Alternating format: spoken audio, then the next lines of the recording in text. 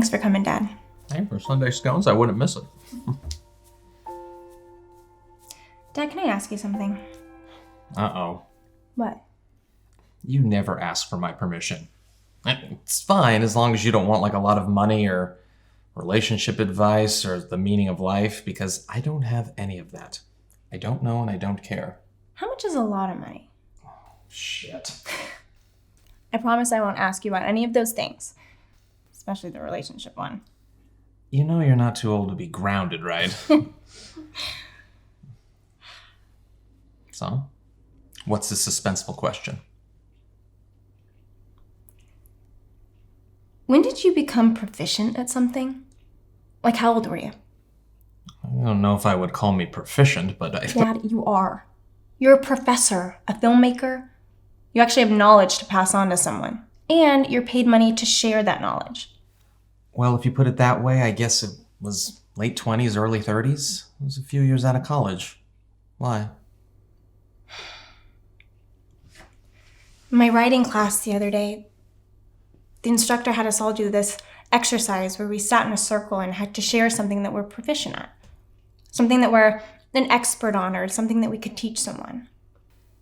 And I thought, okay, what am I proficient at? And nothing came to mind. And all the other students started sharing how they've played violin for 10 years, or were professional dancers, or could teach someone archery or a second language or Tai Chi or whatever. And I couldn't think of anything. Then it was my turn. And I just sat there trying to think of something, anything that I could teach. And everyone was just staring at me. I could feel their eyes, their judgment.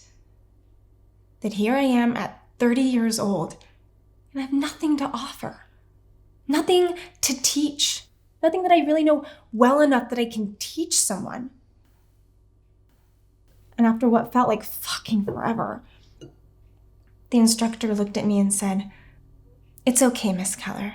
We can come back to you. Maybe just try and think of something you're good at. Not all of us can teach." And I just felt this vacant, painful feeling in my stomach. Like, what the hell have I been doing all these years? What have I been working toward that I have nothing to show for myself? Like, what the hell? I felt like such a waste. So insignificant. So unaccomplished.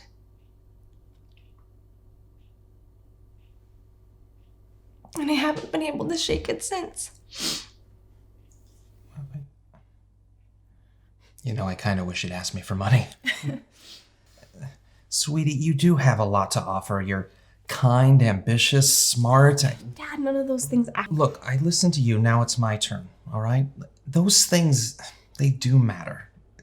Listen, I've been taught by professors for the bulk of my life, and sure, they knew stuff, and that was great, but they were tenured, and by the time I got there, they were so checked out that their passion was shit. You think I'm kidding, but I'm not. Look, maybe you're not proficient or ready to teach. Maybe you never will be, but it's not because you can't. It's because you don't want to, and that's fine. You know what you have that they don't? You're still hungry. You're what we call a life student. And that's so much better than thinking you have all the answers and stop learning, because there's always something to learn. You're still growing. You have so much to show for yourself, and that's not even what's important. You just need to know that life is not a bulletin board, and your worth isn't judged by how much crap that you pin up on it. Life is when you don't need the board and you realize that those pins just hurt like shit when you step on them. Yeah, it's a crummy metaphor, but you get the idea. That was a crummy metaphor. Well, and I'm the proficient professor here. Thanks, Dad. Guess it just felt like I should be further along or doing more at this point. Don't we all? But look, let me tell you, when you're old and pruned and not sure what's left, you're gonna miss those times when you didn't have a clue and not sure what's coming next.